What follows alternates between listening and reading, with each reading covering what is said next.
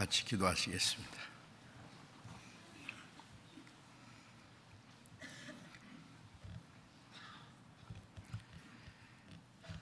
우리를 사랑하시는 거룩하시고 자비로우신 우리 아버지 하나님, 하나님이 작정하신 이 마지막 시대에 이 세상 많은 사람 가운데서 먼저 우리를 불러 구원해 주시고 영원한 생명과 소망을 주신 그 크신 은혜를 인하여 감사와 영광을 우리 아버지 하나님께 돌립니다. 이 시간 주님의 보배로운 피로 구속함을 받은 저희들 주님 앞에 함께 모여서 주님의 그 크신 은혜와 사랑을 마음껏 찬송하며 주님의 말씀을 배우며 주님과 함께하는 거룩한 무리 안에서 교제케 하심을 감사합니다. 이 시간 하나님의 성령께서 우리와 함께 계심을 믿습니다. 우리 각 사람을 굽어 살피시고 하나님의 자비로운 손길을 우리를 뚝뚝 붙들어 주시며 우리의 연약함을 담당하시고 우리의 남은 생에 하나님의 뜻과 영광을 위해서 살 수 있도록 우리에게 주님의 은혜와 말씀과 지혜와 능력으로 더욱 충만히 힘입혀 주시기를 간절히 기도합니다. 이 시간 함께 참여하지 못한 우리 형제 자매들, 병중에 있는 사람에게는 속히 건강을 회복시켜 주시고 마음의 시험 받는 사람, 여러 가지 곤란 중에 있는 사람 일일이 보살피시고 합당하신 은혜를 허락해 주셔서 한 사람도 실족함이 없게 붙들어 주옵소서. 멀리 세계 곳곳에 주님의 복음을 전하며 믿음을 지키는 모든 형제 자매들 주님 말씀과 사랑과 능력의 손길로 더욱 붙들어 주시고 그 모든 고난과 역경 중에서도 하나님께 영광을 돌리며 주님의 복음을 더욱 담대히 증거해서 많은 영혼들을 주님 앞으로 인도하는 하나님의 역사를 능히 이루게 도와주옵소서. 이 시간 때를 따라 우리에게 필요한 말씀을 주시고 우리의 행할 길을 가르쳐 주시는 주님, 이 시간에도 우리에게 또 필요한 말씀으로 일깨워 주시고 또 우리의 남은 생에 하나님의 말씀을 우리의 마음과 생활 가운데 직행함으로 하나님 아버지께 영광을 돌릴 수 있도록 인도해 주옵소서. 우리 주 예수님 이름으로 기도드렸습니다. 아멘. 찬양대 찬송해 주시겠습니다.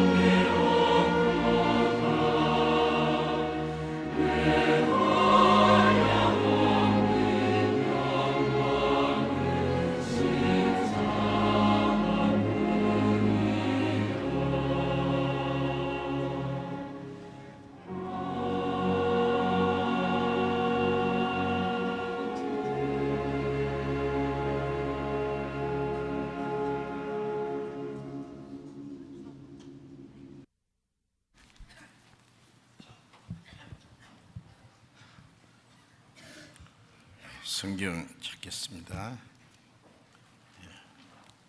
요한복음 20장입니다. 요한복음 20장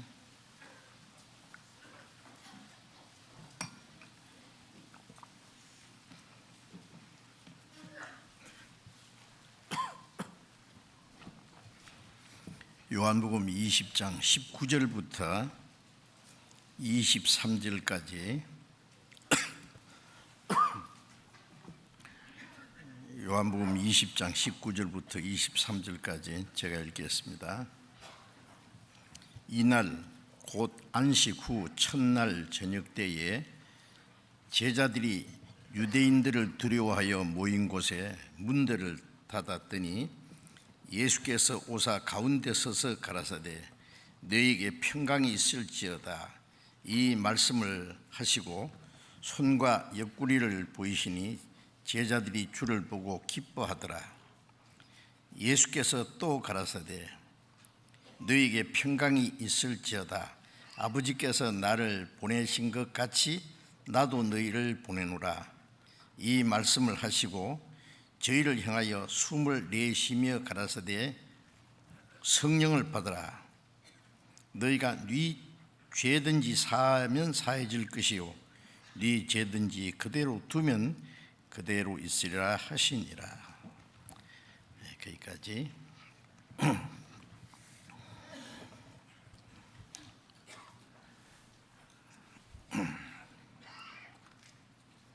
만물이 자라고 결실하는 계절입니다. 봄에 죽은 것 같은 풀이나 나무에서 새싹이 나오고 또 자라고 여름에는 열매가 맺히고 익기 시작합니다. 그리고 가을에는 열매를 거둬야 되겠죠.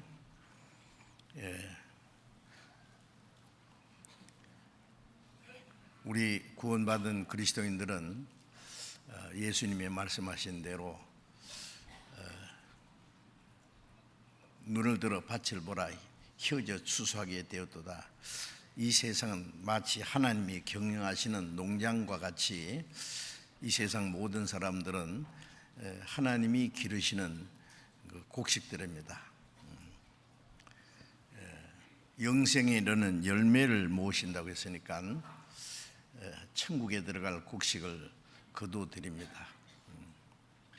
마태복음 3장에 세례요한이 외치기를 주님이 이제 오시면 타작마당을 정하게 하사 알곡 모아 곳간에 드리고 죽정이는 끄지 않는 끄지 않는 불에 태우시라 그렇게 말씀하셨는데 추수 때가 끝나면은 이제 알곡과 죽정이가 구별이 되고 알곡은 창고에 모아드리고 죽정이는 불에 태우듯이 그 세례요한이 말씀한 그 알곡은 천국에 들어갈 영생에 이르는 열매를 가르치는 것이고 죽정이는 멀쩡하게 사람이 살고 있지만은 이제 우리가 교독했던 그 시편 49장 20절 말씀대로 존귀에 처하나 깨닫지 못하는 사람은 멸망하는 짐승 같다. 짐승은 죽으면은 그것으로 끝납니다. 짐승의 그 혼은 육혼이고 죽음으로 흙으로 돌아가고 끝나지만은 사람은 흙은 땅으로 돌아가고 영은 주신 하나님께로 돌아가기 전에 기억하라. 이 말씀대로 이제 하나님 앞에 가서 심판을 받아야 되고 어떤 사람은 마태복음 25장에 말씀하신 대로 내 아버지께 복받은 자들이에요. 하나님이 너희를 위해서 예비된 영원한 나라에 들어가라. 또 왼편에 있는 자는 이 저주받은 자라 나를 떠나 마귀와 그 사절 위에서 예비된 영영한 불에 들어가라. 영원한 천국에 들어갈 사람과 영원한 지옥으로 들어갈 사람이 이제 구별되는데, 자, 우리 시대는 그 복음이 온 세상에 전파되고 이제 마지막 추수 때는 세상 끝이라고 했는데, 마태복음 24장 14절에 복음이 온 세상에 전파되면 그제야 끝이 오리라고 하셨는데, 예루살렘에서 시작된 이 복음이 예수님께서 말씀하실 때는 아직 제자들도 확실히 믿지 않을 때입니다. 그러나 예수님은 이 복음이 예루살렘부터 땅까지 전파될 걸 말씀하시고, 이 천국 복음이 모든 민족에게 전거되기 위하여 온 세상에 전파되리니 그제야 끝이 오리라. 모든 민족에게 전거되려면은 성경이 번역이 돼야 되겠죠. 구약 성경은 히브리어, 신약은 헬라어로 기록되었으니까. 그런데 금년에 들어와서 세계 성서 공회 통계에 이 우리가 가지고 있는 성경이 3,345가지 방언으로 번역이 됐다고 통계 신문에 발표되었습니다. 그러니까 3,300여 방언으로 번역할 수 있는 말로는 다 번역이 된 겁니다. 나는 이제 복음을 듣지 못해서 믿지 못했습니다. 핑계하지 못하도록 문서를 통해서, 전파를 통해서, 빠른 교통수단을 통해서 온 세계에 전해졌습니다. 이제 우리는 주님이 말씀하신 그 마지막 시대에 살고 있는 것이 확실합니다. 이제 첫 번 오신 예수님은 씨를 뿌리러 오셨다면, 다시 오시는 예수님은 자기가 뿌린 씨의 열매를 거두러 오시고 타작마당을 정하기 위해서 알곡과 죽정이를 갈르시는, 죽정이는 사람으로 멀쩡하게 살지만은 짐승처럼 하나님도 모르고 자기 영혼에 대한 문제도 알지 못하고 영생에 대해서 아무런 준비도 못한 사람, 그 죽정이는 꺼지 않는 지옥불에 들어갈 것이라고 말씀하셨습니다. 구원받은 사람은 알곡으로 천국 창고에 데려가겠죠. 그런데 바로 우리는 그 추수 때, 이제 주님이 재림하시기 직전에 산다는 것을 우리가 너무 잘 알고 있습니다. 이제 예수님은 죄인을 구원하러 세상에 오셨고, 구원받은 사람, 구원받지 않은 사람은 구원을 얻기 위해서 세상에 태어나 살고 있고, 구원받은 사람은 그 복음을 전해서 더 많은 영혼을 구원받게 하기 위해서 이 땅에 살고 있다는 것을 우리가 잘 압니다. 이 마지막 시대에 우리가 해야 될 일을 크게 두 가지로 생각해야 됩니다. 하나는 주님이 오실 때 내가 주님 앞에 부끄럽지 않게 설 수 있어야 되겠다. 구원을 받은 사람은 주님 앞에 가겠지만은 흠도 점도 책망받을 것도 부끄러울 것도 없이 그 앞에 나타나기를 힘써라고 했으니까, 구원받은 후에 내가 어떻게 살았느냐의 문제에 따라서 주님을 만나게 될 때에 주님을 뵙는 그 모습이 각각 다를 거라고 생각합니다. 어떤 사람에게는 주님께 칭찬과 영광이 있을 것이고, 어떤 사람에게는 책망과 부끄러움이 있을 수 있습니다. 그래서 우리는 주님 앞에 그 영광 앞에 부끄럽지 않게 설 수 있도록 우리의 마음과 생활을 단정하게 하고 우리의 생활을 하나님 앞에 합당하게 살도록 정리를 해야 되겠다 생각합니다. 결혼 날짜가 가까이 오면은 그 신부는 날마다 마음과 몸을 단정하게 해서 그 신랑이 훌륭한 만큼 그 신부로서의 그 흠 없이 그 앞에 설 수 있도록 이제 단장하고 준비하는 것처럼, 우리는 멀잖아 다시 오실 주님, 그 계시록 19장에 보면 주님 오실 때 어린 양의 혼인잔치라고 했습니다. 어린 양의 신부가 예비되었으니 빛나고 깨끗한 세마포를 입었는데 그 세마포는 성도들의 옳은 행실이라, 그런 말씀이 있어요. 구원받을 때 우리에게 깨끗하고 는 흰 옷을 입혀주셨는데 그 옷을 더럽히지 말고 믿음 안에서 말씀을 순종하며 사는 생활 그 자체가 빛나고 희고 깨끗한 세마포라고 말씀했습니다. 성도들의 옳은 행실이라. 이제 우리는 그리스도인으로서 합당치 못한 건 전부 제해버리고 두루마기를 빠는 사람이 복이 있다는 말씀은 우리는 하나님의 말씀으로 우리의 마음과 생활을 날마다 깨끗하게 거룩하게 해서 언제 주님이 오실지라도 주님 앞에 부끄럽지 않게 설 수 있도록 준비해야 되겠다는 그런 마음이 간절합니다.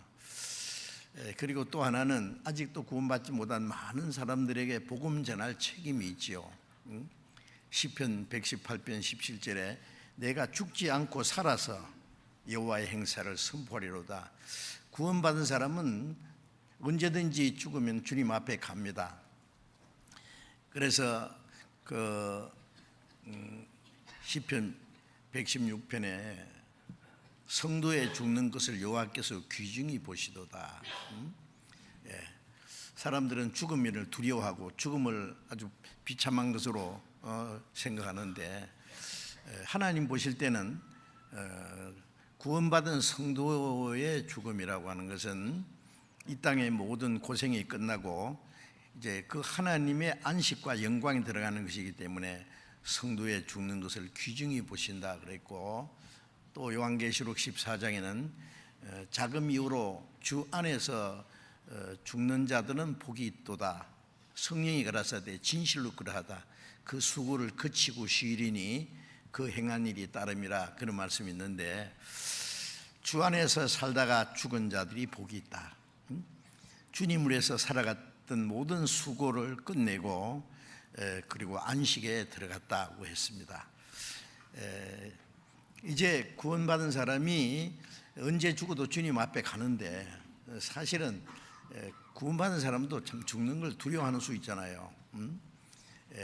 그것은 아직 육신의 그 생각입니다. 바울 사도는 빨리 주님 앞에 가기를 얼마나 사모했는지 모릅니다.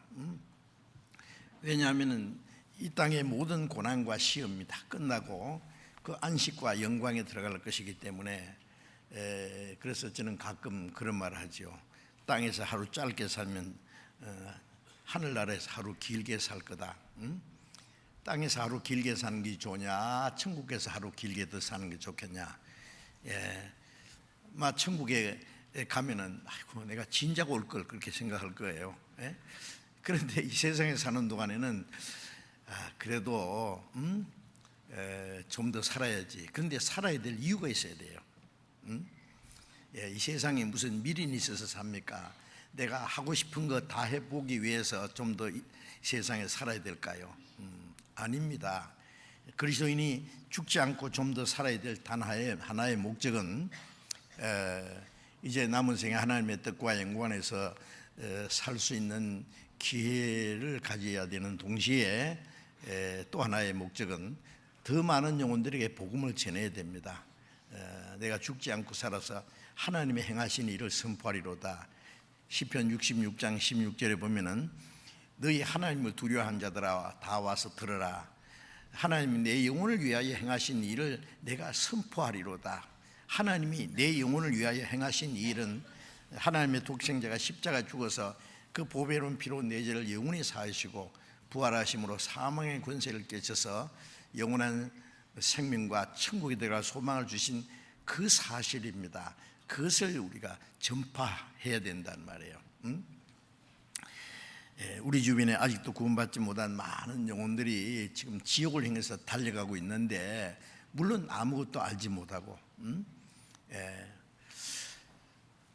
오로지 세상에 잠시 후에 썩어지고 불타고 없어질 것만을 위해서 소망 없이 살아갑니다. 그들에게 하나님의 생명과 영원한 소망에 관한 그 말씀을 전해줘야 됩니다. 이제 우리가 항상 전도하는 일을 힘쓰고 있지만은 온 교회가 또 우리가 복음을 전하는 모든 세계 모든 교회들이 이제 학예 수양회를 합니다. 그때는 이제 휴가를 얻은 또 직장인들도 함께 그 휴가를 다른 사람들처럼 가족끼리 멀리 여행 가는 그런 계절이 아니라 그 귀중한 그 기회를 이제 복음 전하기 위해서 우리가 미리 준비하고 계획하고 기도하고 합니다. 그래서 우리가 학예 수양회 때 전국 교회가 합심해서 기도하고 협력하는 가운데 많은 사람들이 구원받는 역사가 나타나는 걸 우리가 경험하기 때문에 수양관을 점점 확장시키고 또 그 수양회 하는 일에 우리가 최선을 다해서 협력하고 각 교회에서 다 전도하지만은 전체 전국의 교회가 모여서 수양회를 하는 가운데 하나님 더 큰 역사를 이루시는 줄 알기 때문에 수양회 때 더 많은 사람들을 전도하기 위해서 미리 계획하고 준비하고 합니다. 이제 학예 수양회가 이제 한 달 또 채 안 남았나요? 이제 얼마 안 남았는데 오늘도 많은 분들이 수양관에 가서 지금 그 준비하기 위해서 수고하고 있습니다. 형제들이 아마 자리가 좀 비어 있는 거 보니까요, 그게 많이 가신 것 같아요. 또 전국의 많은 교회들이 그 수양회 하기 위해서는요, 그 준비할 것이 많습니다. 왜냐 한꺼번에 많은 분들이 모이시기 때문에 미리 준비하고 기도하고 전도할 사람을 또 미리 계획하고 미리부터 얘기하고 미리 준비하고 계획을 세워야만 그 일을 성공할 수가 있거든요. 그래서 우리가 복음 전하는 일을 위해서 좀 최선을 다하려고 노력하고 있습니다. 이번에도 많은 사람들이 구원받는 하나님의 큰 역사가 나타나므로 하나님께 큰 영광과 기쁨이 될 수 있기를 우리는 간절히 사모합니다. 그래서 오늘은 이 전도에 대해서 좀 말씀드리려고 합니다. 창세기부터 요한계시록까지 성경 전체 안의 내용은 예수 그리스도로 말미암아 하나님의 은혜로 사람의 영혼을 구원해서 천국 갈 백성을 준비하는 그 하나님의 일에 대해서 기록되어 있습니다. 그래서 요한복음 5장 39절에 너희가 성경에서 영생을 얻는 줄 생각하고 성경을 상고하거니와 이 성경이 곧 내게 대하여 증거하는 것이로다. 이 구약 성경이나 신약 성경 전체는 예수 그리스도를 전하고 있는 겁니다. 예수 그리스도로 말미암아 사람의 영혼을 구원해서 천국 갈 백성을 준비하는 일을 하시는 거예요. 그 일 위해서 하나님이 역사를 주셨고 하나님이 그 역사를 위해서 하나님도 일하십니다. 그리고 하나님의 역사가 끝나면은 천국 갈 백성이 다 준비되면은 이 세상을 더 이상 두실 이유가 없지요. 그래서 이 인류 역사는 끝날 것입니다. 복음이 온 세계에 전파되면 그제야 끝이 온다. 그 말씀이나 천국 갈 백성이 다 준비되면은 하나님은 역사를 끝내신다는 말씀이나 같은 내용인데, 자 우리는 그 마지막 시대에 이제 살고 있다는 것을 알고 그리스도인이 해야 될 일을 잃어버리면 안 됩니다. 누구든지 세상에 사는 목적을 잃어버리면은요 안 되지요. 세상 사람들은 사는 목적이 뭐가 있겠어요? 돈 많이 벌어가지고 좋은 집을 가지고 잘 먹고 잘 살다가 뭐 기껏해야 몇십 년 안에 돌아가십니다. 그건 정말 어리석은 일입니다. 누가복음 12장에 어떤 부자가 열에 쓸 물건을 많이 쌓아두고 이제 내가 열에 쓸 물건을 많이 쌓아두었으니 내 영혼아 편히 쉬고 먹고 마시고 즐거워하자 하리라 하되 하나님은 이르시되 어리석은 자여 오늘 밤에 네 영혼을 도로 차들이니 그러면 네가 예비한 것이 네 것이 되겠느냐. 예.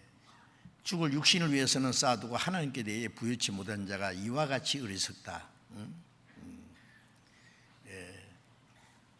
스티브 잡스도 그 57세로 그가 췌장암으로 죽었잖아요. 죽기 전에 그가 중환자실에서 한 말 중에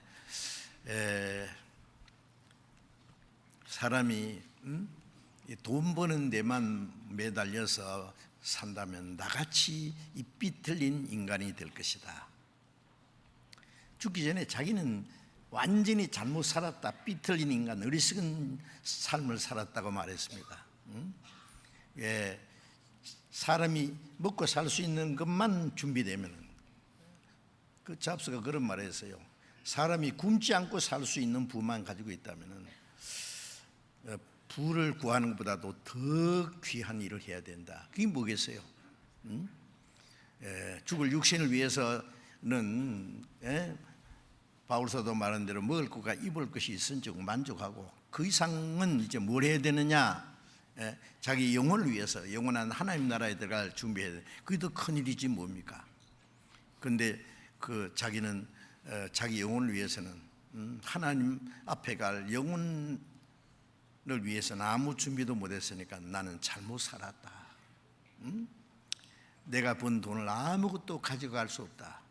조금 전에 우리가 그 교독한 말씀 중에도 시편 49편에 사람이 죽을 때 자기가 가지고 있는 것은 아무것도 가져가지 못하리니 그랬잖아요. 아무것도 가지고 온 것이 없으면 아무것도 가져가지 못하리니 그렇습니다. 그런데 욕심은 막 몇 천년이나 살 것처럼요. 그 기백이 하늘 찌듯한데 그게 얼마나 어리석으냐 그예요. 이제 그리스도인들은 세상 사람들이 무슨 짓을 하든지 그게 마음 뺏길 필요 없습니다. 그리스도인의 삶의 목적은 그런 것들이 아닙니다. 어떤 사람은 뭐 그 정치에 어떤 한 자리 하려고 막 자나깨나 오르지 그걸 위해서 꼬리는 해요. 그것도 참 어리석은 짓입니다. 자, 우리는 이제 할 일이 분명합니다. 삶의 목적을 하나님이 우리에게 주셨습니다. 영원한 소망과 우리의 삶의 목적은 동일합니다. 그래서 주님이 우리에게 하신 말씀이 무엇인지, 그리스도인이 해야 될 일이 무엇인지, 그걸 잃어버리고 산다면은 하나님 보실 때 그는 죽은 자와 같은 겁니다. 이 마이크는요, 이 말을 확대시켜서 더 많은 사람들에게 그 전달하기 위해서 만든 기계잖아요.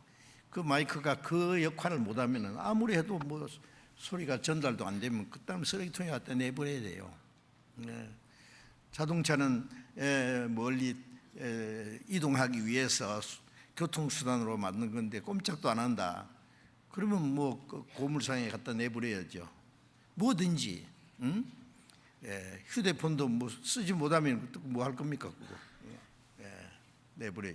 뭐든지 그 목적이 있는데 그 목적을 잃어버리면 무용지물이지요. 하물며 그리스도인이 무용지물이 돼서 되겠어요? 하나님 보시기에 우리는 영원한 영광스러운 그 소망을 주신 동시에 거룩한 목적을 주셨어요. 그 목적을 잃어버리면 안 됩니다.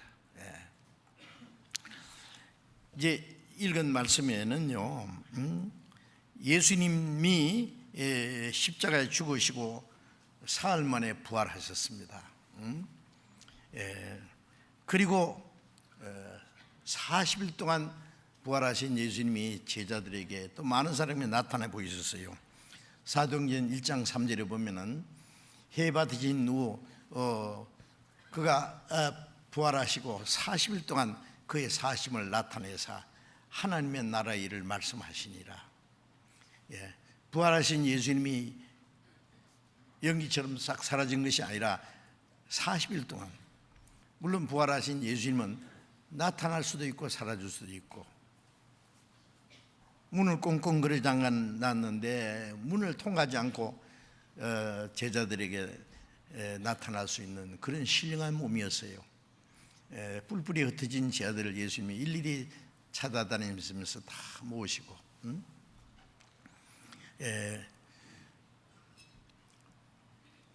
디두모라는 도마는 첫 번 예수님이 다녀갔을 때 그 자리에 없었어. 제자들이 우리가 부활하신 주님을 봤다.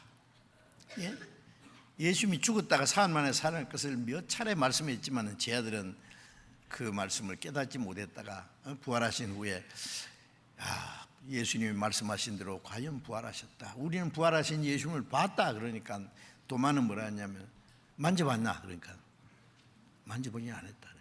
에이, 만져봐야지. 보기만 해서 되나?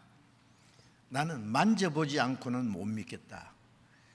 7일 후에 예수님이 다시 나타나서 도마에게 만져봐라. 응? 손에 못자국을 만져보고 옆구리에 창자국에 네 손가락을 넣어보고 믿어라. 도마는 미안하지만 나의 주시오 나의 하나님이십니다. 보고 듣고 만져보고 하루 이틀도 아니고 40일이라는 고린도전서 15장에 보면 예수님께서 부활하신 후에 예수님은 성경대로 우리 죄를 위해 죽으시고 장사 지낸 바 되었다가 성경대로 사흘 만에 다시 살아나사 그리고 부활하심을 나타내 보였는데 500여 형제에게 동시에 보이셨다. 고린도전서 15장 58절 이하에. 그리고 마지막에 만삭되지 못하여 난 자 같은 내게도 보이셨니라. 바울 사도가 예수님 믿는 사람을 죽이러 쫓아다니던 이 사울이라는 사람, 예수님이 나타났습니다. 그 사람을 구원해서 위대한 사도로 삼았습니다. 이제 부활하신 예수님이 나타나셨고 40일 동안 나타나셨고 500명에게 일시에 동시에 나타나시고 마지막에 많은 사람들이 지켜보는 가운데서 감람산에서 성천하셨습니다. 이제 읽은 말씀은 예수님이 부활하신 후에 제자들에게 나타나서 예수님이 하신 말씀입니다. 요한복음 20장 19절 다시 읽겠습니다. 이날 곧 안식 후 첫날 저녁 때에 제자들이 유대인들을 두려워하여 모인 곳에 문들을 닫았더니 예수께서 오사 가운데 서서 가라사대 너희에게 평강이 있을지어다. 자, 부활하신 예수님이 문을 꽁꽁 걸어 잠가 놓고 유대인들을 두려워하여 그 숨어 있는데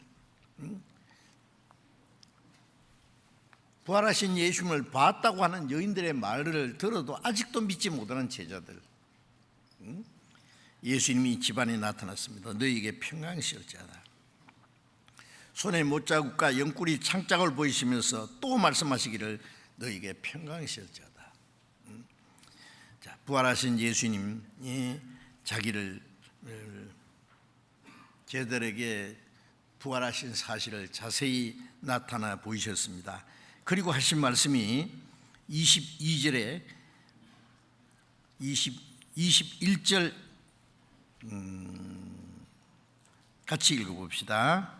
예수께서 또 가라사대 너희에게 평강이 있을지어다. 아버지께서 나를 보내신 것 같이 나도 너희를 보내노라.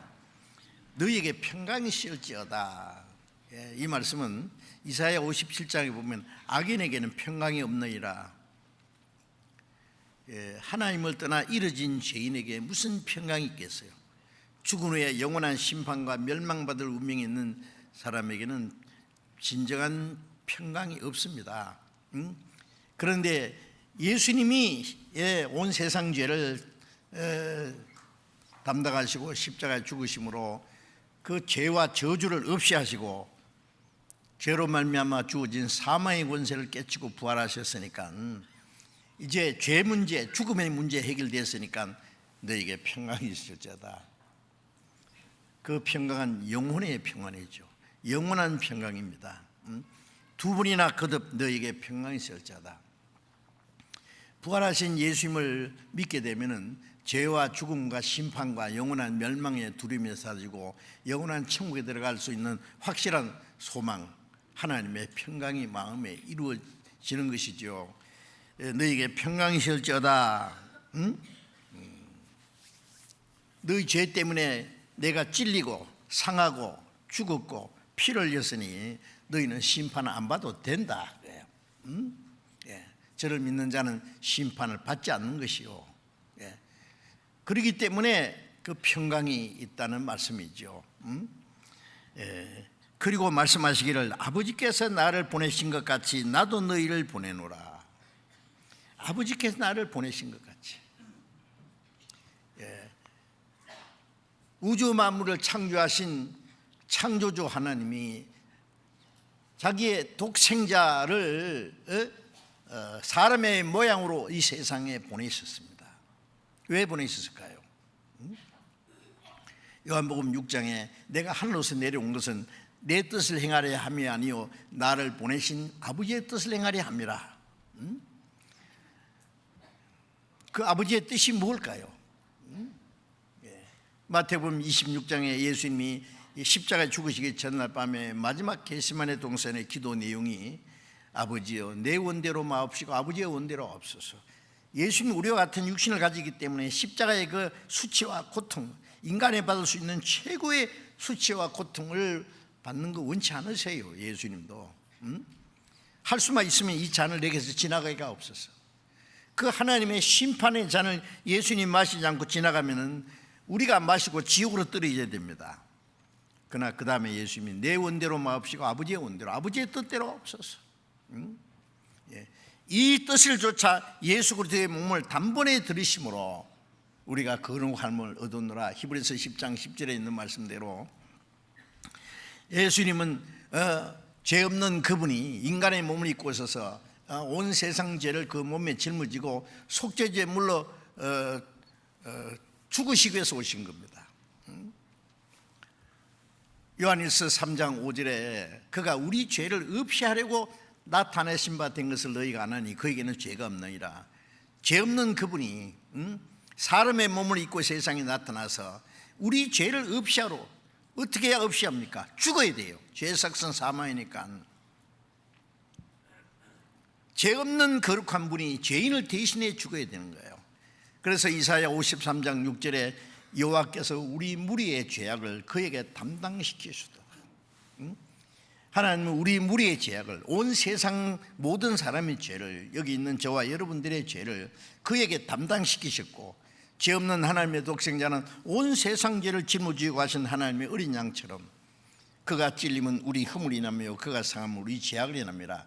그가 징계를 받음으로 우리가 평화를 누리고 그가 채찍에 맞음으로 우리가 나음을 입었도다. 온 세상 죄를 짊어지고 갔으니까 그 죄에 대한 심판은 주님이 받으셔야 돼요. 우리 죄가 그를 찔렀고 우리 죄가 그를 죽였습니다. 우리 죄로 말미암아 하나님은 그에게 공의로운 심판의 채찍을 내리쳤습니다. 그가 채찍에 맞음으로 우리가 나음을 입었다는, 우리는 심판을 안 받게 되었다. 그래서 세상 죄를 지고 가신 예수님 십자가에서 죽으심으로 요한복음 19장 3절에 다 이루었다 하신 것은 히브리서 10장 12절에 그가 단번에 영원한 제사를 드리심으로 하나님 우편에 앉으셨다. 자기 피로 영원한 속죄 이루셨다. 영원한 제사 드리고 영원한 속죄 이루셨습니다.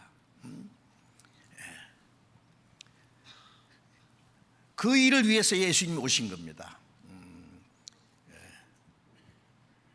그리고 고린도후서 5장 14절에 한 사람이 모든 사람을 대신하여 죽었은즉 모든 사람이 죽은 것이라. 한 사람이 모든 사람을 대신해 죽었다. 고린도후서 5장 21절에 하나님은 죄를 알지도 못하신 자로 우리를 대신하여 죄를 삼으시는 것을, 우리로 하여금 죄 안에서 하나님의 의가 되게 하라면, 우리 죄는 예수님이 가져가시고 죄 없는 예수님이 죄 덩어리가 되어 있어요. 예수님이 죽은 것은 죄가 죽은 거예요. 죄가 심판받은 거예요. 우리 죄는 예수님이 가져가셔서 죽으시고 심판받고, 예수님의 의는 우리에게 주셔서 우리를 살게 하시고 주님과 우리와의 운명이 바뀐 거예요. 베드로전서 3장 18절에 그가 의인으로서 불의한 자를 대신하셨으니 이는 우리를 하나님 앞으로 인도하려 하심이라. 의인이 죄인을 대신해서 불의한 자를 대신해 죽었다. 우리를 구원해서 하나님 나라에 데려가시기 위해서라고 했어요. 그것이 예수님이 하신 일입니다. 아버지께서 나를 보내셨다. 요한복음 5장 17절에 내 아버지께서 이제까지 일하시니 나도 일한다. 요한복음 5장 21절에 아버지께서 죽은 자를 일으켜 살리심같이 아들도 원하는 자를 살리느니라. 하나님이 하시는 일, 그 일을 위해서 오셨는데 죽은 자를 살리는 일, 그러나 죽은 자를 살리는 일은 그냥 안 되는 거예요. 죄 없는 분이 대신 죽어야 되는데 누가 죄인을 대신해 죽으셔야 되느냐? 하나님의 독생자가 대신 죽어야 되는 거예요. 천사가 사람의 죄로 해서 죽을 수도 없는 것이고, 소나 양이나 짐승이 사람 죄를 대신해 죽을 수도 없는 거고, 하나님은 자기 독생자를 사람의 모양으로서 속죄 제물로 십자가에 죽게 하셨습니다. 그래서 요한복음 12장 24절에 하늘의 밀이 땅에 떨어져 죽지 않으면 하늘 그대로 있고 죽으면 많은 열매는 맺느니라. 예수님은 하늘에서 땅에 떨어져 죽은 하늘의 밀, 예수님이 독생자가 죽어서 이제 많은 아들을 탄생시키신 거예요. 그러니까 요한복음 20장 그 앞부분에 보면은 부활하신 예수님이 무덤을 찾아온 여인들에게 말씀하시기를 내 형제들에게 가서 나의 아버지 곧 너의 아버지, 나의 하나님 곧 너희 하나님께로 올라간다 하라. 부활하신 예수님, 나의 아버지가 너희 아버지다, 내 형제들이다. 아들이 하나만 있을 때는 외아들이에요. 독생자라 그래요. 동생이 태어나면은 다시는 독생자가 아니에요. 많은 형제 중에 맏아들입니다. 맏아들. 그래서 하나님은 자기 독생자를 하늘의 밀처럼 죽게 함으로 많은 아들들을 탄생시켜서 그런 많은 형제 중에 맏아들이 되게 하기 위해서. 그래서 예수님은 하늘의 밀같이 죽지 않으면 아무도 구원을 받을 수 없습니다. 아무도 하나님 아들 될 수 없습니다. 예수님은 하늘의 밀처럼 죽어서 많은 하나님의 자녀를 탄생시키는 일을 하셨습니다. 그 예수님이 하신 일이죠. 그런데 아버지께서 나를 보내신 것 같이 예수님이 죽으시고 부활하심으로 그 일을 다 하셨어요. 요한복음 17장에 예수님이 십자가에 죽으시기 전에 아버지께서 내게 하라고 주신 일을 내가 이루었습니다. 예수님 아직 십자가 죽으시고 부활하지 않았지만은 예수님 죽으시고 부활할 것을 전제로 하시고 아버지께서 내게 하라고 하신 일을 이루어 내 아버지께 영광을 돌렸습니다. 그렇습니다. 예수님은 자기 하실 일을 다 하셨습니다. 그 높고 높은 별을 넘어 그 영광의 보좌를 떠나서 이 낮고 천한 이 죄악 세상에 오셔서 처녀의 몸에서 나시고 베들레헴에서 탄생하시고 가난한 목수의 아들로 30년간을 계시고 3년 반 동안 이스라엘 땅을 두루다니시면서 온갖 수욕과 고통을 당하시고 인간이 받을 수 있는 모든 시험과 고난을 받으시고 가장 비참한 죄인처럼 사형 판결을 받으시고 로마 군인들에게 얼굴을 예수님의 얼굴에다 침을 뱉어서 손바닥으로 때리고 막대기로 머리를 내치고 온갖 욕설을 퍼붓고 예수님은 묵묵히 도장으로 끌려가는 양처럼 끌려가서서 죄 없는 그분이 십자가의 그 비참한 고통을 다 받았습니다. 그 모든 건 우리를 위해서입니다. 우리를 구원하기 위해서. 이제 예수님이 죽으시고 부활하신 후에 이제 예수님이 하신 일을 다 했다 그 말이에요. 예. 아버지께서 나를 보내신 것 같이 보내신 그 일을 다 했으니 나도 너희를 보내노라 그랬죠. 무슨 말씀이에요? 오늘 제가 그 말씀을 드리려고 합니다. 예. 예수님은 십자가에 죽어서 영원한 속죄를 이루시고 사망의 원수를 깨치고 부활하셔서 승천하시기 전에 제자들에게 이제 아버지께서 나를 보내신 것처럼 나도 너희를 보내노라. 뭘 하기 위해서 보냈습니까? 이 복음을 전하기 위해서.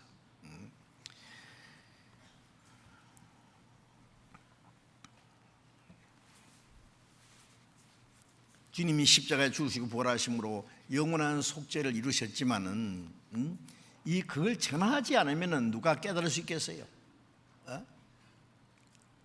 로마서 10장 14절 15절에 보면은 전파하는 자가 없이 어찌 들으리요?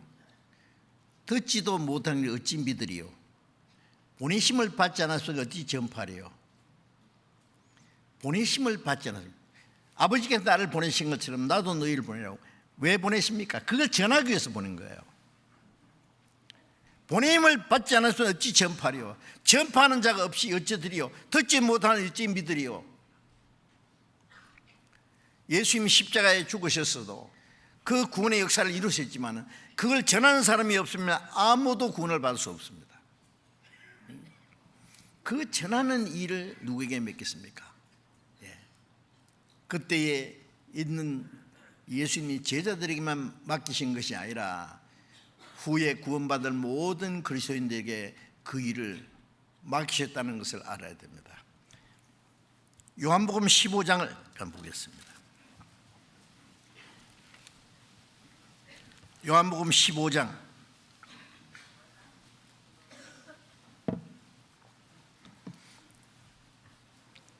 요한복음 15장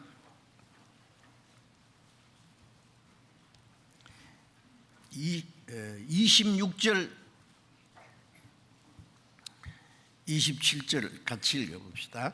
내가 아버지께로서 너희에게 보낼 보혜사 곧 아버지께로서 나오시는 진리의 성령이 오실 때에 그가 나를 증거하실 것이요 너희도 처음부터 나와 함께 있었으므로 증거하느니라. 예수님께서 이제 요한복음 14장에 보혜사 성령을 보내주실 것을 말씀했습니다. 내가 가면은 보혜사 성령을 아버지께서 보내실 거다.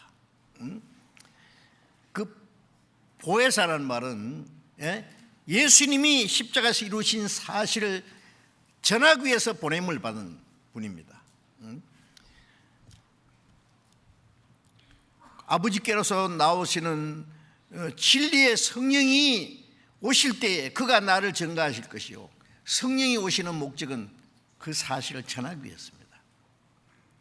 구약 시대의 이스라엘 백성들을 성부 하나님이 이스라엘 민족의 역사 속에서 하나님이 계시는 것을 많은 이적을 통해서 하나님이 어떤 분이라는 것을 선지자를 통해서 말씀을 주셨고 이스라엘 역사를 통해서 하나님이 어떤 분이라는 것을 실제로 증거해 보이셨습니다.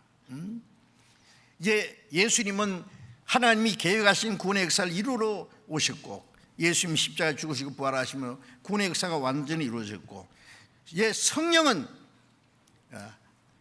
성부 하나님이 계획하시고 성자 예수님이 이루신 그 사실을 전하기 위해서 오시는 거예요. 그가 나를 증거하실 것이요.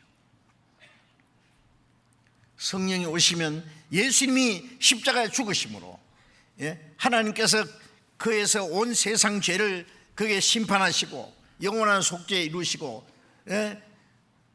사망의 권세를 깨치고 영원한 생명과 소망을 주신 그 사실을 전할 것이다. 성령이 오시면 그가 나를 증거하실 것이다. 그리고 너희도 처음부터 나와 함께 있었으므로 증거하리라. 너희도라는 건 그 당시에는 예수님 제자들입니다. 처음부터 나와 함께 있었다는 말은 너희가 나에게 보고 들은 그걸 전할 것이다. 성령이 오시면은 성령이 그리스도를 증거하는데 뭐 공중에서 전합니까? 예? 성령이 어떤 사람 마음속에 그냥 무슨 환상으로 모든 사람에게 음성으로 나타나 보입니까? 아닙니다.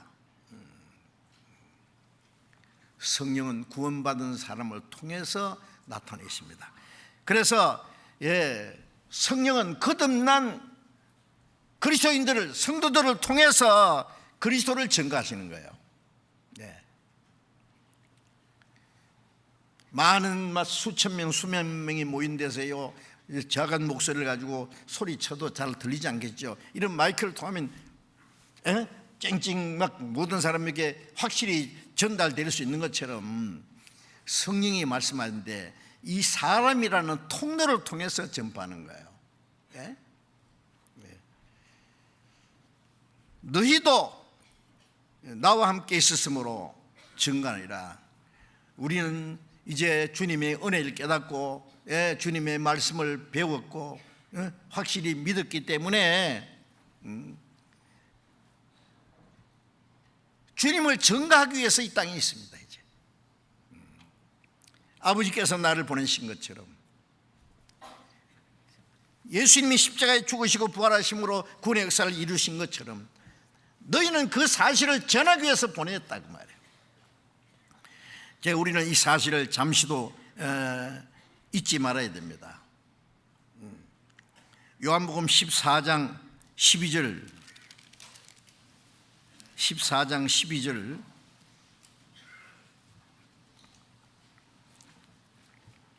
또 같이 읽읍시다. 내가 진실로 진실로 너희에게 이르노니 나를 믿는 자는 나의 하는 일을 저도 할 것이요 또한 이보다 큰 것도 하리니 이는 내가 아버지께로 감이니라. 자, 예수님이 요한복음 13장, 14장, 15장, 16장까지는 예수님이 죽으시기 전날 제자들에게 한 긴 말씀입니다. 이제 내가 진실로를 두 번 말씀하실 때는 너무 중요한 말씀을 강조하실 때 하시는 말씀이에요. 진실로 네게 이르노니 나를 믿는 자는 나의 하는 일을 저도 할 것이요. 나를 믿는 자가 누굽니까? 주님을 믿고 구원받은 그리스도인들을 말하는 거예요. 나를 믿는 자는 나의 하는 일을 저도 할 것이요 또한 이보다 큰 것도 하리니 이는 내가 아버지께로 감이니라. 실제로 초대교회 사도들은 주님을 증거하기 위해서 많은 이적도 행했습니다. 나의 하는 일을 저도 할 것이라는 말은 그런 이적도 행합니다. 그러나 이제 성경이 다 기록된 후에는 이적을 통해서 전도되는 게 아닙니다. 이보다 더 큰 것도 하리니, 그보다 더 큰 것이 뭐예요? 예수님은 죽은 자를 살렸습니다. 바울도 죽은 자를 살리기도 했습니다. 베드로도 죽은 자를 살리기도 했습니다. 그러나 이보다 더 큰 일은 뭐예요? 죄와 허물로 죽은 영혼을 살리는 거예요. 에베소서 2장 1절에 에베소 교인들에게 허물과 죄로 죽었던 너희를 살리셨도다. 바울 사도가 에베소에 가서 복음을 전하는 가운데 그들이 영혼이 구원받은 거예요. 그걸 죽은 자가 살아났다고 말합니다. 아버지께서 죽은 자를 이렇게 살리심 같이 아들도 원하는 자를 살리니라. 바울 사도는 고린도후서 6장 1절에 우리가 하나님과 함께 일하는 자로서 너희를 권하노니, 그 무슨 일이에요? 죽은 자를 살리는 일을 했잖아요. 예수님은 5천여 명의 떡을 만들어 먹이셨습니다. 베드로는 한 번 설교하니까 3,000명이 5,000명이 구원을 받았습니다. 날 때부터 속량된 자를 눈을 뜨게 했는데, 우리가 복음을 전하면은 날 때부터 영적으로 속량된 자의 눈이 떨어지는 거예요. 하나님의 사랑을 보고 영원한 신령한 세계, 영광스러운 천국을 믿음의 눈으로 볼 수 있는 눈도 떨어지고, 예수님이 문둥이를 깨끗게 했는데 우리는 허물과 죄로 더러워진 만물보다 거짓되고 심히 부패한 영혼을 그리스도 안에서 깨끗하게 해주는 능력이 있습니다. 예수님이 행하신 일을 이보다 더 큰 일도 하리니 내가 아버지께로 감이라면, 내가 가면은 성령이 오시면 그 성령의 능력으로 한다 그 말이에요. 자, 우리가 계속 성령님이 하시는 일을 지금 배우고 있지 않습니까? 구원받은 후에는 이제 성령이 하시는 일이에요. 네? 구약시대는 하나님 아버지가 역사하신 일, 33년은 성자 예수님이 하신 일, 지금은 성령이 하시는 일, 성령이 구원받은 사람을 통해서 하시는 일이에요. 그 성령은 우리에게 하나님의 은혜를 깨닫게 하고 믿게 하고, 우리의 마음을 변화시키고, 하나님 말씀으로 우리의 마음을 날마다, 우리의 생활을 날마다 새롭게 인도하시고, 성령이 우리 가운데 역사하심으로 주님의 복음을 전해서 더 많은 영혼이 구원받는 역사를 이루게 하시는 거예요. 이보다 더 큰 일도 하리니. 이제 그 주님이 이루신 그 일을 전하기 위해서 성령을 보내셨는데, 성령은 구원받은 사람을 통해서 하시는 겁니다. 누가복음 24장, 누가복음 24장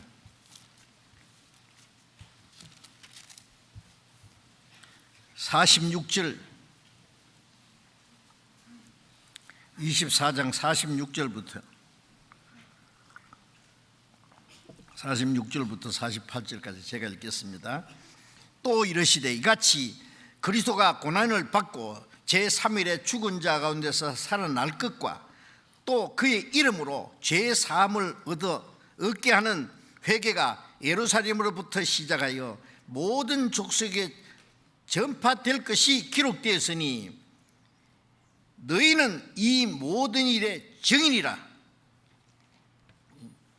구약 성경에 기록된 대로 그리스도께서 고난을 받고 죽으시고 사흘 만에 살아나시고, 그리고 그 예수 그리스도의 이름으로, 그 예수님이 이루신 그 은혜로 죄 사함을 얻게 하는 회개가 예루살렘부터 시작하여 모든 족속에 전파될 것이, 모든 족속에게 그 전해질 것이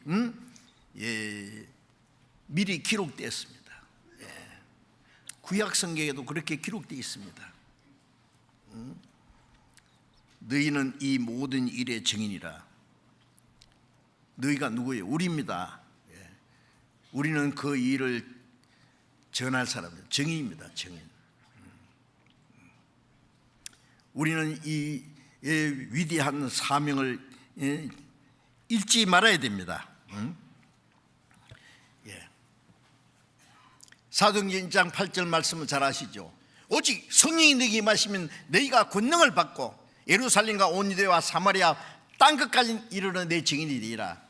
성령의 권능, 성령의 능력으로 예루살렘부터 시작된 그 복음이 땅끝까지, 우리는 동쪽 끝에 살고 있습니다.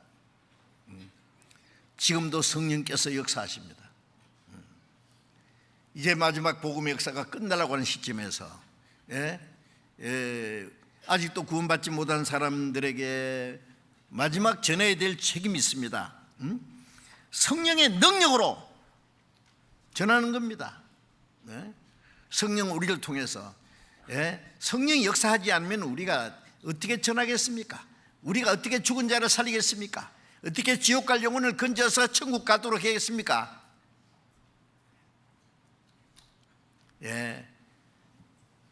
성령은 우리를 통해서 그 놀라운 역사를 이루십니다. 요한복음 20장 다시 보겠습니다. 요한복음 20장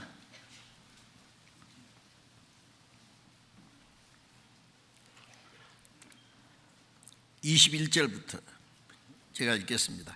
예수께서 또 가라사대 너희에게 평강이 있을지어다. 아버지께서 나를 보내신 것 같이 나도 너희를 보내노라. 이 말씀을 하시고 저희를 향하여 숨을 내쉬며 가라사대 성령을 받으라.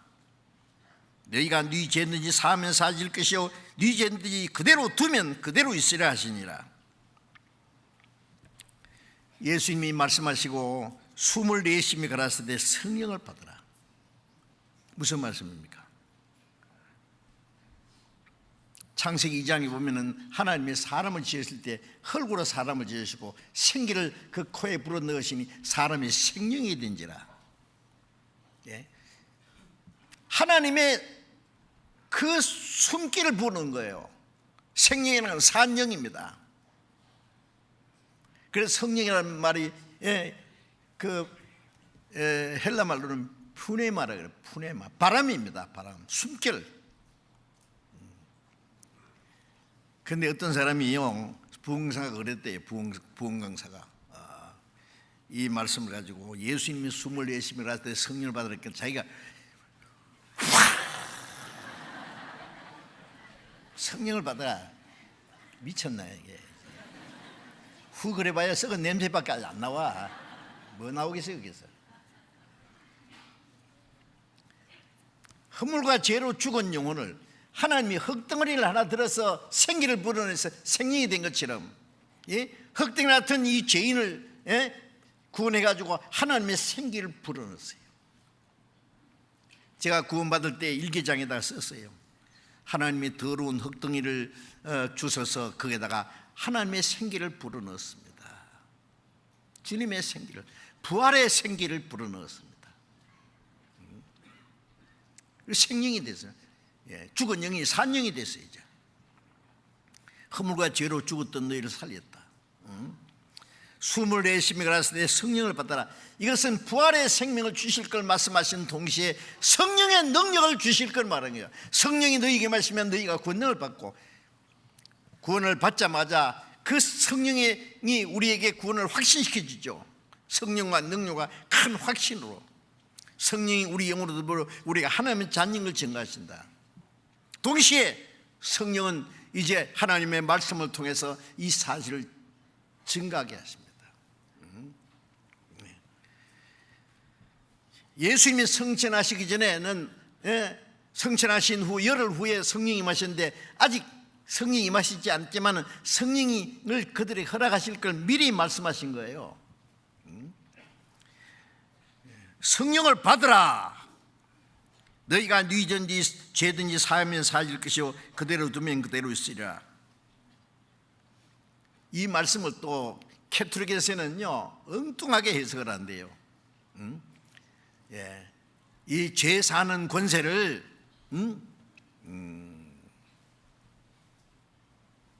베드로에게 줬다고. 마태복음 16장에 예수님이 베드로에게 너는 베드로라, 이 반석 위에 교회를 세우리니 음부가 권세에 이기지 못하리라. 내가 천국 열쇠를 네게 주노니 네가 땅에서 풀면 하늘에서 풀 것이요 땅에서 매면 하늘에서 매리라. 천국 열쇠를 베드로에게 줬대요. 베드로가 천국 열쇠 탁 열면 천국이 덜컥 열리고, 안 열어주면 안 열리고. 그래서 베드로가 죽을 때는 그 천국 열쇠를 누구한테 인계했냐면은 로마 교황에게. 그래서 베드로를 초대 교황이라고. 그 다음에 둘째, 셋째 쫙 그 교황. 완전히 사탄의 역사입니다. 그거는 거짓입니다. 그럼 천국 가려면 전부 교황 앞에 가야 되겠네. 교황이 혼자 못하니까 교황의 권세를 대행하는 것이 신부래요. 또 그래서 신부한테 가서 뭐 죄를 이제 뭐 고해성사하잖아요. 죄를 뭐 이런 죄가 있습니다. 그러면 네 죄를 사했느니라 그러면 사함 받고, 네 죄를 그대로 두노라 그러면 그대로 둔다. 그 말이겠어요? 그 뜻이 아니죠. 이제 성령은 우리에게 그 하나님의 은혜를 확신시키고 깨닫게 하고 믿게 있고, 성령은 그 사실을 우리를 통해서 전하게 하십니다. 주님이 십자가 이루어 놓으신 영원한 속죄를 전해서 깨달으면 구원받고 전하지 않으면 그대로 있다 그 말이에요. 전파하지 않는 자가 없이 어찌 들으리요? 듣지 못하니 어찌 믿으리요? 전하지 않으면 그대로 지옥 간단 말이에요. 여러분, 이건 아주 심각한 문제입니다.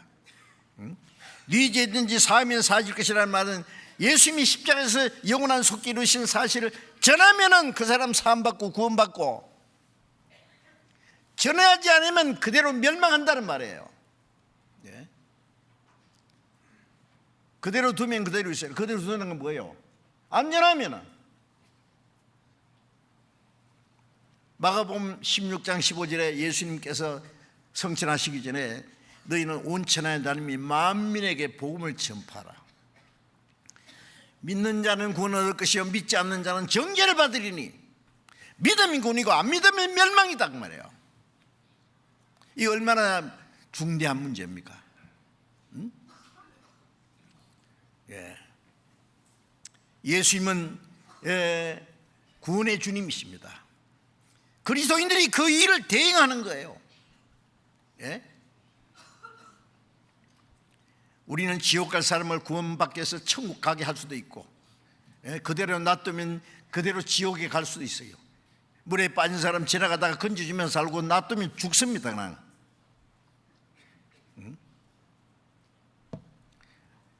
얼마나 심각한 문제입니까? 죽은 자를 살리는 일보다 더 놀라운 일이 있겠습니까? 예. 요즘에 사람이 하나 죽었었는데 실종되면요, 찾느라고 지금 어느 여학생 하나 실종됐는데 지금 막 수백 명 경찰이 동원해가 몇 날 며칠 지금 찾고 아직도 못 찾았어요.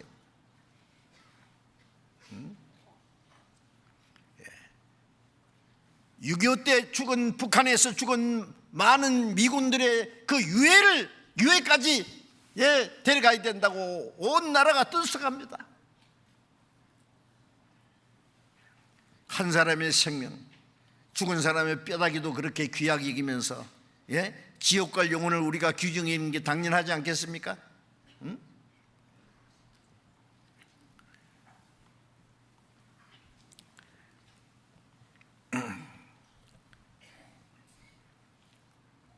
예수님께서는 십자가에서 이루셔서 이루신 그 구원의 역사를 성령께서는 구원받은 성도들을 통해서 그 사실을 전개해서 많은 사람이 구원받는 역사를 이루시는 거예요.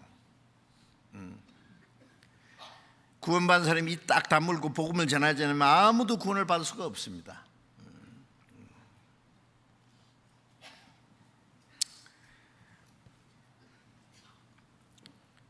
하나님은 우리를 통해서 그 놀라운 구원의 역사를 이루신다는 사실을 잊지 말아야 됩니다. 에베소서 3장 읽겠습니다.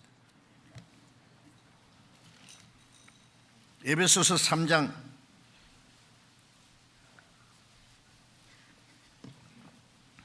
20절. 에베소서 3장 20절.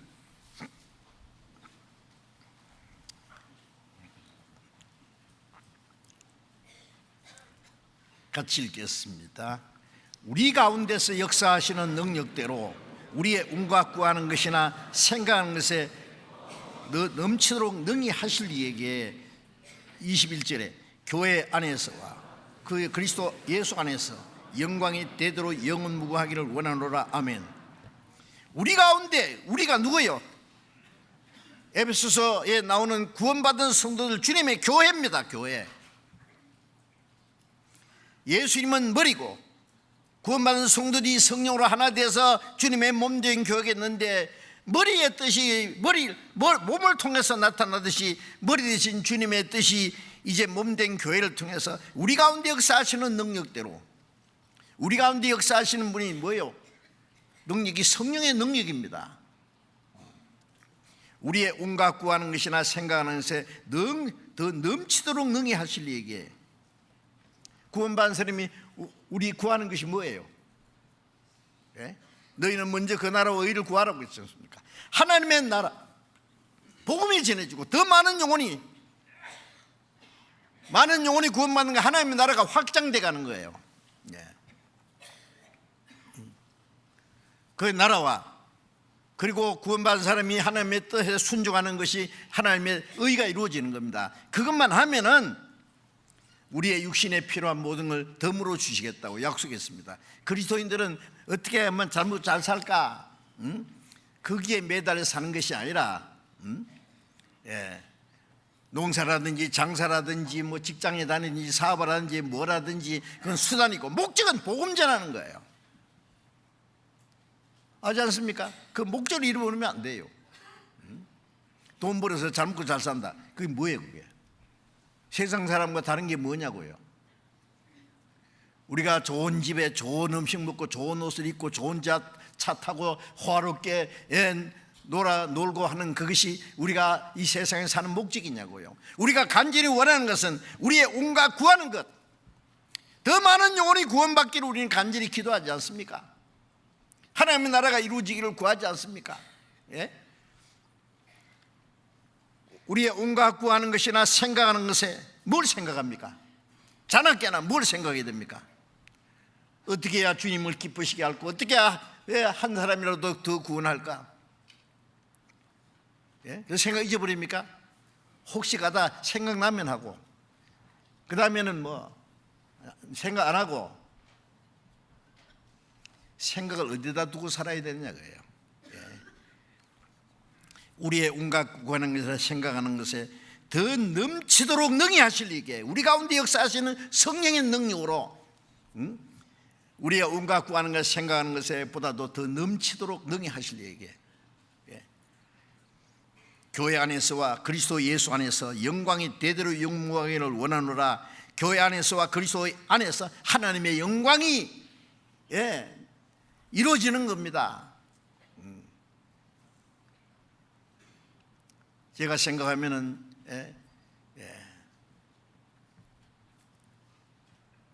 그렇게 긴 역사가 아니지만은 처음에 불과 몇 명으로 안 되는 사람으로 시작된 우리 교회가요, 이제 불과 짧은 기간에 전 세계, 한국에는 지금 215개 교회, 그 다음에 세계 약 75개 나라에 540여 개 교회가 있고 그 다 셀 수도 없어요.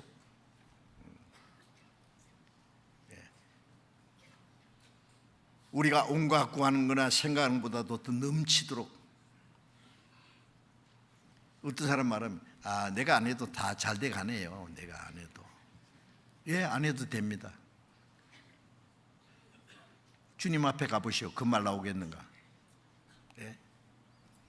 누군가가 마음을 다하고 뜻을 다하고 힘을 다하고 목숨을 다해서 그 하나님의 역사를 이루기를 간절히 기도하고 그걸 위해서 희생하고 수고하기 때문에 그 역사가 이루어지는 것이지 저절로 되는 게 아닙니다.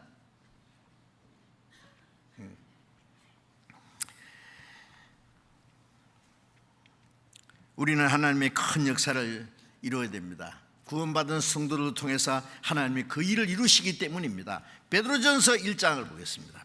베드로전서 1장 12절.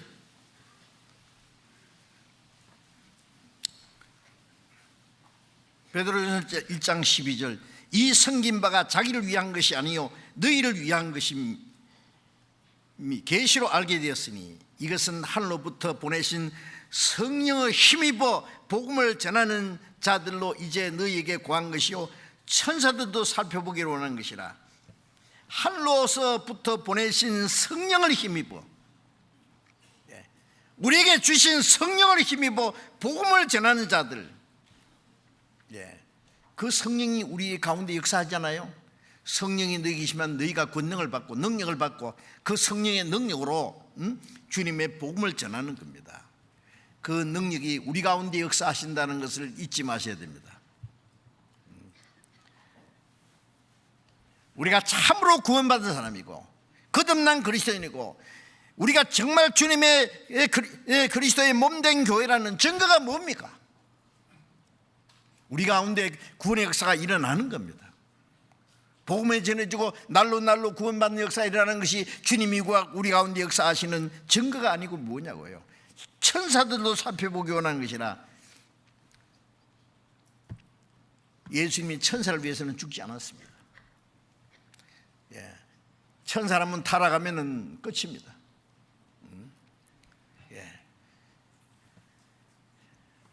그래서 천사들이, 지금 하나님 앞에 있는 천사들이 너무너무 신기해하고요, 우리가 받은 구원을 아마 부러워할 겁니다.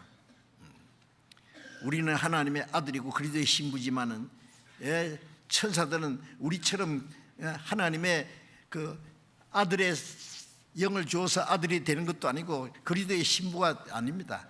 우리가 천국에 가면 천사보다 훨씬 더 영광스러운 자리에 있을 겁니다. 그러니까 천사들도 살피보기 원하는 것이죠. 이제 그리스도인들은 오로지 이 복음을 전하기 위해서 이 땅에 존재한다는 사실을 잊지 말아야 됩니다. 사도행전 2장 잠깐 찾읍시다. 사도행전 2장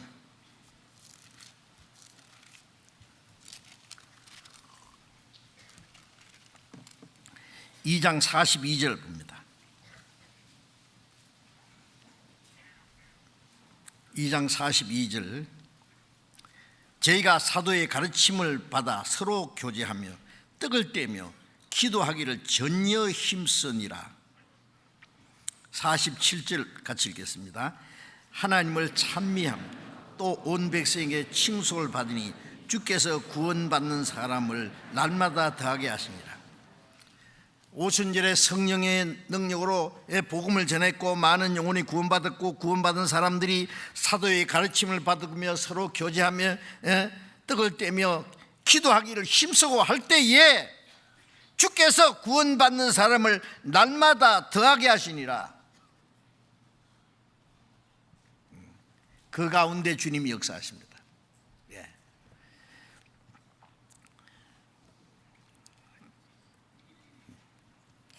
우리 가운데 역사하시는 주님의 능력으로 구원의 역사가 계속 일어나야만 됩니다. 그 하나님의 뜻입니다. 요한복음 5장 25절에 죽은 자들이 하나님의 아들의 음성을 들을 때가 오나니 곧 이때라. 듣는 자는 살아나리라. 허물과 죄로 죽은 영혼들이 뭘 들으면 살아나요? 아들의 음성. 그 아들의 음성은 복음입니다. 복음. 우리가 너에게 전하는 이 복음이 곧 이 말씀이라. 에베소 2장 1절에 허물과 죄로 죽었던 너희를 살리셨다. 복음을 듣고 살아난 거예요. 우리가 구원받을 때 뭐 깜짝 놀랄 이적을 보고 구원받았습니까? 아니지 않습니까? 우리가 하나님 앞에 얼마나 비참한 죄인인 것을 알고 또 그리스도께서 우리를 위해서 이루신 그 놀라운 구원의 역사를 깨닫고 믿음으로 구원을 받았지 않습니까? 죽은 자들이 하나님의 아들의 음성을 들을 때가 오니 이때라. 듣는 자는 살아나리라.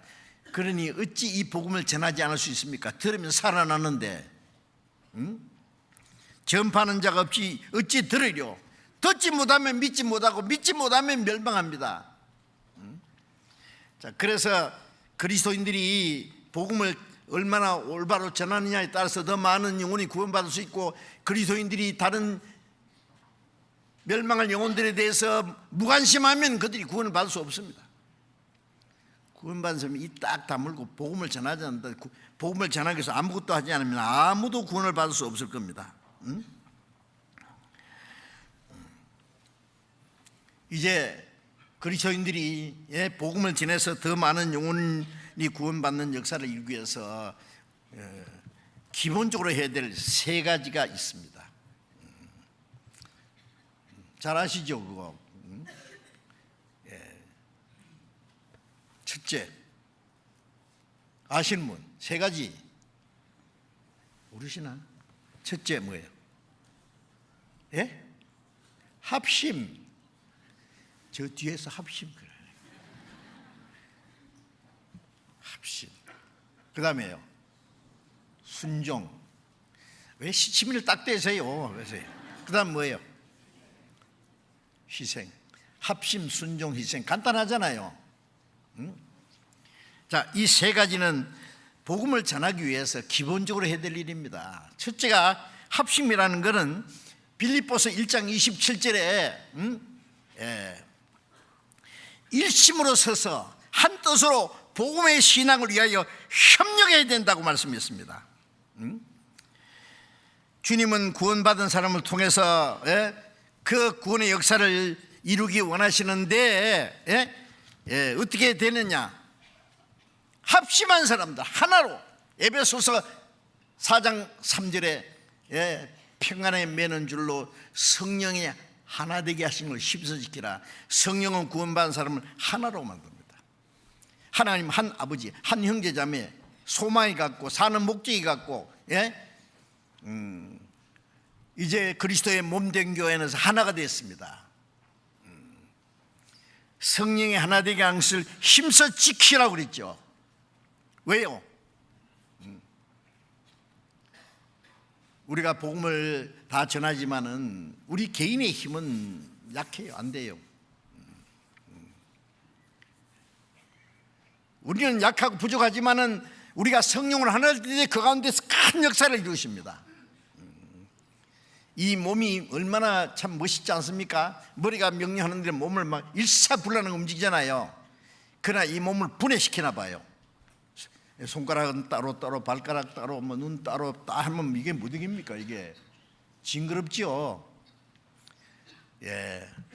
그러나 이 몸이, 이 모든 지체가 하나가 딱 될 때 머리 이를 통해서 이 몸 역사가 이루어져요. 자, 우리는 부족하지만은 부족한 우리가 성령으로 하나 될 때에 하나님이 그 가운데 역사하신다는 걸 알아야 됩니다. 그 하나 되는 것을 성도의 교제라 그래요. 그래서 빌립보서 1장 5절 6절에 첫날부터까지 복음에서 교제함을 인함이라. 너희 속에 착한 일을 시작하시니까 그리스도의 예수의 날까지 이루실 줄 확신하노라. 우리가 구원받는 그날부터 첫날부터니까 복음에서 교제한다. 복음으로 구원받고 복음을 위해서 교제합니다. 복음의 신앙을 위하여 협력한다 그랬잖아요. 하나가 되는 거예요.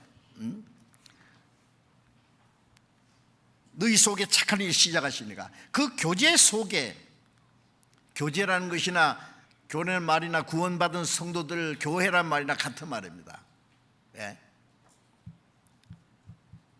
사도행전 10장 38절에 보면은 하나님이 나사렛인 예수에게 성령과 능력을 기름 붓다 하심에 저가 두루다니며 착한 일 하시고 마귀에게 눌린 모든 자를 고쳤으니. 나사렛 예수님, 왜 하나의 육신이지만은 그 속에 성령과 능력을 기름 붓다 하셨다. 예수님 안에는 하나님의 성령과 능력이 역사하셨고 저가 두루다니며 착한 일이었어요. 착한 일이 뭐예요? 마귀에게 눌린 자를 고치는 거예요. 그 예수님 안에 계시던 성령의 능력이 우리 가운데 계셔요. 지금 너희 속에 착한 일이 시작하시니까 예수님 오시는 날까지 계속될 거다. 자, 이제 그 착한 일을 위해서 우리는 하나가 되어야 됩니다. 하나.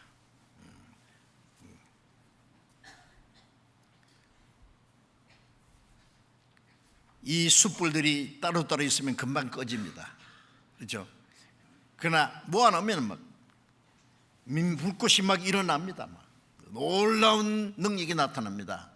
우리가 부족하지만은 성령으로 하나 될 때 그 가운데 성령이 역사하신다는 걸 알아야 됩니다. 타든 숯불도 흩어놓으면 금방 꺼집니다. 뭉치면 그 다음에 뭐예요? 살고.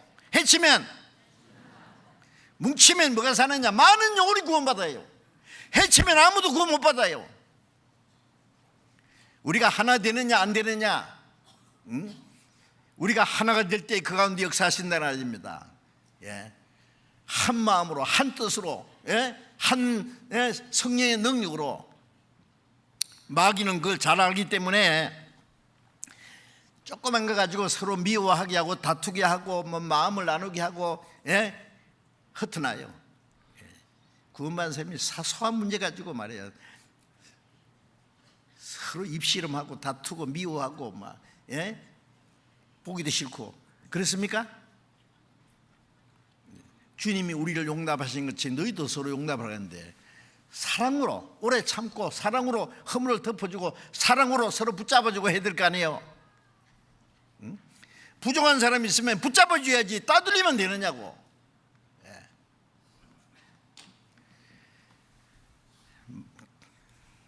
마귀는 우리가 흩어지면 하나님의 역사가 꺼진다는 걸 알기 때문에 어떻게든지 이간시켜서 흩으려고 합니다. 마귀가 우리의 구원은 못 뺏어가지만 하나님의 역사는 방해할 수는 있어요. 그래서 합심입니다. 그 다음에 뭐 순종입니다. 구원받은 사람 하나님의 역사를 이루기 위해서는 먼저 우리가 순종하는 생활을 해야 됩니다. 마태복음 5장 16절에 너희 빛을 사람 앞에 비치게 하여 저희로 너희 착한 행실을 보고 하늘에 계신 아버지께 영광을 돌리게 하라. 우리가 하나님 말씀에 순종하는 것은 내 자신이 하나님께 영광을 돌리기 위해서뿐 아니라 다른 영혼을 구원하기 위해서도 착한 행실을 해야 됩니다. 왜? 우리가 복음을 전할 때 안 믿는 사람도 우리를 딱 봐요. 저 사람 구원받았다, 거듭났다, 뭐 복음 전한다. 그런데 우리의 생활이 잘못되어 있으면요 우리가 전하는 복음을 믿지 않습니다. 말은 잘하네, 거짓말도 잘하네. 그 말이 거짓말이 됩니다. 다시 우리가 전하는 복음이 얼마나 진실한지 뭘 가지고 확인하려는지 아십니까? 우리의 생활을 통해서 확인하려고 눈을 크게 뜨고 우리를 지켜보고 있어요. 하나님은 순종하는 사람을 통해서 역사하십니다. 우리가 하나님의 뜻에 올바로 하나님 말씀에 순종하는 생활을 하지 않으면 다른 영혼을 구원할 자격이 없어요. 우리 자신이 먼저 순종하지 않으면 자기 가족들도 구원받는 일을 자기가 맡고 있는 거예요. 우리가 순종하는 생활하고 하나님 기쁘시게 하는 생활하고 할 때에 하나님이 우리를 통해서 다른 영혼을 구원받는 역사를 이루어 가십니다. 그래서 순종하는 생활은 우리 자신을 위해서뿐 아니라 다른 영혼을 구원하기 위해서 필수적인 일이라는 것을 잊지 마셔야 됩니다. 그 다음에 또 하나는 희생입니다. 우리에게까지 복음을 전하기 위해서 얼마나 많은 사람들이, 주님의 일꾼들이, 많은 그리스도인들이 죽기까지 희생했다는 거 아십니까?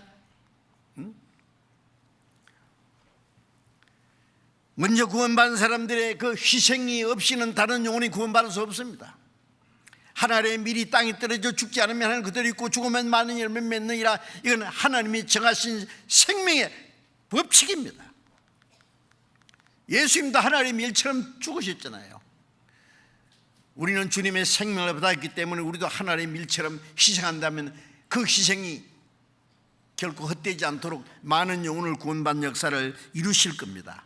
하나님은 자기 독생자를 십자가에 죽기까지 희생하심으로써 영원한 구원의 역사, 구속의 역사를 이루셨잖아요. 우리는 이 복음을 전하기 위해서, 더 많은 영혼이 구원받게 하기 위해서 어떤 희생을 해야 되겠습니까? 사도행전 20장 24절에 바울 사도는 주 예수께 받은 사명 곧 하나님의 은혜의 복음 증거하는 일을 마치려면 내 생명을 조금 더 귀하게 여기지 아니하노라고 말씀했죠. 바울 사도는 정말 그의 일생이 오로지 자나깨나 복음 전하기 위해서 헐벗고 굶주리고 자지 못하고 먹지 못하고 춥고 떨고 매를 수없이 맞고 옥에 여러 번 갇히고 여러 번 죽어가고 돌에 맞아 죽었다 갖다 내버리면 또 살아서 전도하고, 강의 위험과 강도의 위험과 동교의 위험과 광야의 위험과 바다의 위험과 온갖 위험을 당하고 나중에 죄수처럼 로마에 이제 몸으로 끌려가서 2년간 집행유예로 전도하다가 결국 목이 잘려 죽었습니다. 우리에게까지 복음이 저절로 전해진 게 아닙니다. 많은 사람들의 희생을 통해서 우리에게 복음이 전해졌다는 것을 잊지 말아야 됩니다. 우리는 아직도 구원받지 못한 사람들에게 그 복음을 전하기 위해서 우리도 하나님의 밀처럼 죽어야 됩니다. 예? 시편 126편 5절 6절에 보면은 눈물 흘리며 씨를 뿌리는 자는 기쁨으로 거두리로다. 예? 울면서 씨를 뿌리는 자는 기쁨으로 단을 가져오리라. 왜 울면서 눈물 흘리면서 씨를 뿌립니까? 이 복음은 그저 전해지는 게 아닙니다. 먼저 구원받은 사람들의 많은 수고와 고난과 희생을 통해서 전해지게 돼 있습니다. 많이 심은 자는 많이 거두고 적게 심은 자는 적게 거두고, 심는 것은 희생이에요. 어떤 사람이 이제 양식이 있는데 이걸 탁 틀어서 삶아 먹으면 끝이에요. 그러나 내가 먹을 걸 갖다가 심으면 30배, 60배, 100배 결실하는 것처럼 심는 자는 자기 희생입니다. 내 시간도, 내 노력도, 내 젊음도, 내 재능도, 내 물질도, 내 자유도, 내 행복도 복음을 위해서 희생할 때에 우리의 희생과 고난을 통해서 많은 영혼이 구원받는 역사가 일어날 수 있습니다. 우리도 하늘의 밀처럼 땅에 떨어져 죽어야만 많은 생명이 탄생할 수 있다는 사실을 알아야 됩니다. 이기주의인 사람, 자기 중심적인 사람을 통해서 하나님은 아무 일도 할 수 없다는 것을 아셔야 됩니다. 그래서 바울 사도는 고린도 후서 4장 11절에 고린도 후서 4장 11절 같이 찾아봅시다. 고린도 후서 4장 11절. 고린도 후서 4장 11절 12절을 같이 읽읍시다. 우리 산자가 항상 예수를 위하여 죽음에 넘기움은 예수의 생명이 또한 우리 죽을 육체에 나타나게 하려 함이니라. 그런즉 사망은 우리 안에서 역사하고 생명은 너희 안에서 하느니라. 우리 산자가, 우리 구원받은 사람입니다. 항상 예수를 위하여 죽음에 넘겨온다는 말은 희생한다는 말입니다. 고난을 받는다는 말입니다. 예수의 생명이, 우리 안에 주님이 계신 주님의 생명이 또한 우리 죽을 육체에 나타나게 합니다. 우리 육신은 언젠가 죽을 육신인데 이 죽을 육체를 통해서 하나님의 생명이 나타나기 위해서 우리는 자신을 죽음에 넘겨온다 그랬죠. 죽기로 작정했다 그 말이에요. 그런즉 사망은 우리 안에서 역사하고 생명은 너희 안에서 역사하느니라. 한 아이가 태어나기 위해서 그 어머니는 그 해산의 고통을, 옛날에는 뭐 애 낳다가 죽은 사람 많다 그러잖아요.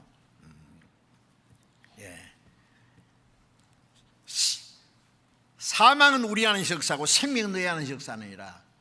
더 많은 영혼을 구원받기 위해서 먼저 구원받은 사람의 고난과 희생이 반드시 필요합니다. 자, 이제 우리가 전 세계 복음을 전하기 위해서 우리가 해야 될 일이 너무 많습니다.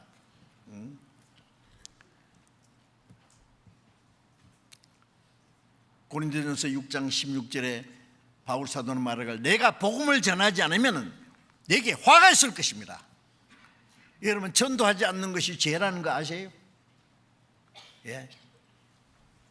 악한 일 하는 것도 죄지요. 선한 일 하지 않는 것도 죄라고 야고보서 4장 11절에 선한 일을 행할 줄 알고도 행치 않는 건 죄니라. 다른 영혼을 구원하는 것 최고의 선 아닙니까? 그거 안 하는 것도 죄입니다.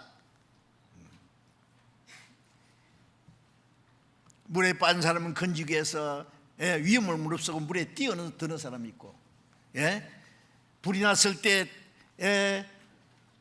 그 불 속에 있는 사람을 건지기 위해서 자기 그 생명의 그 죽음을 무릅쓰고 불 속에 뛰어드는 소방대원들, 그러다 죽는 사람도 있지 않습니까?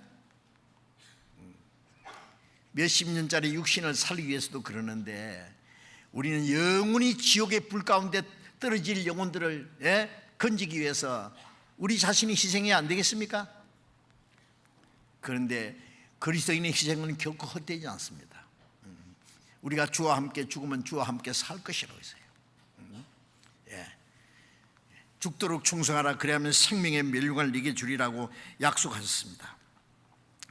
자, 우리가 더 많은 영혼이 구원받아야 요한복음 15장 8절에 너희가 과실을 많이 맺으면 내 아버지의 영광을 받으실 것이요.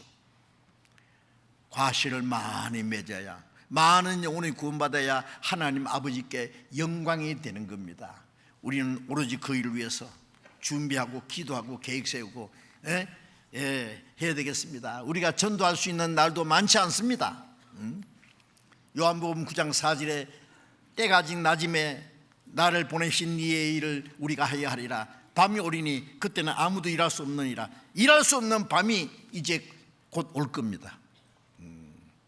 저는 아무리 봐도 우리 시대에 주님이 오실 것 같습니다. 왜? 주님이 오시기 전에 이루어질 징조는 벌써 다 끝났습니다. 우리는 마지막 시대에 사는 게 확실합니다.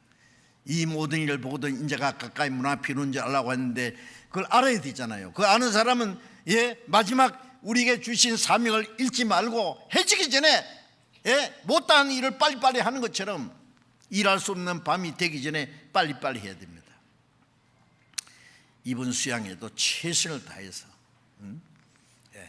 더 많은 영혼 구원받기 위해서 뭐든지 미리 계획하고 준비하고 노력해야 됩니다. 그래야 좋은 결과가 있습니다.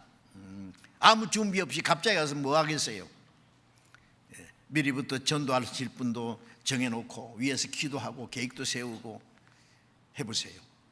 이번에도 많은 영혼이 구원받도록 지금 수양관 그 소망관 재건축 지금 계속 열심히 하고 있습니다. 이제 숙소가 모자라가지고 좀 그래서 이번에 7번 중고등 학생 수양회까지 작년까지는 6번인데 한 번 늘려서 7번 하는데 그래도 숙소 때문에 지금 좀 걱정이 됩니다. 그렇다고 해서 뭐 나는 안 가면 되겠네 그러지 마세요. 전도하기 위해서 다 가야 됩니다. 그런데 이제 그게 소망관에서는 그 은장의 어른분들이 주로 거기서 집회하는데 그 장소 은장의 집회가 없기 때문에 그 대신에 7차 수양회로 끝나는 것이 아니라 8차 9차가 있습니다. 8차 9차가 언제까? 학예 수양회 7차 끝나고 한 달 후에 8차 9차가 있습니다. 그게 축예 수양회인데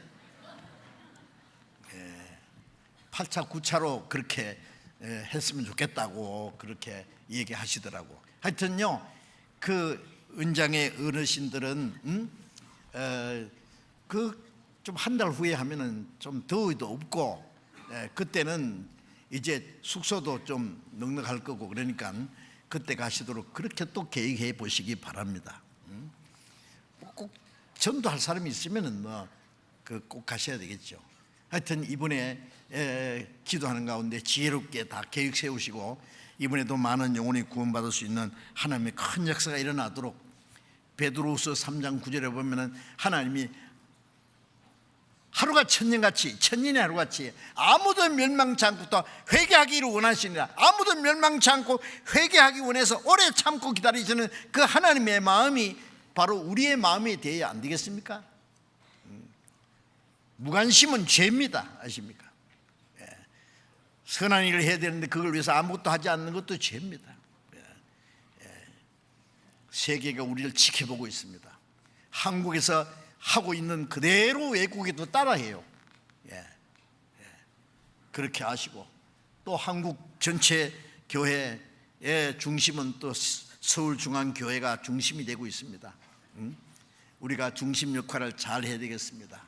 한국뿐 아니라 세계 선교를 위해서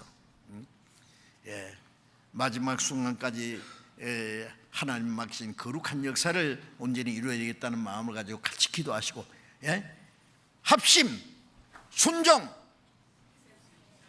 희생. 다시 순종, 희생, 합심, 순종, 희생, 합심, 순종. 길 가면서도 합심, 순종. 그럼 더 힘나요. 가면서 그냥 가지 말고 합심, 순종, 희생. 자나깨나 하나님의 큰 역사가 이루어지도록 해야 되겠습니다. 기도하겠습니다. 자비로우신 우리 아버지 하나님,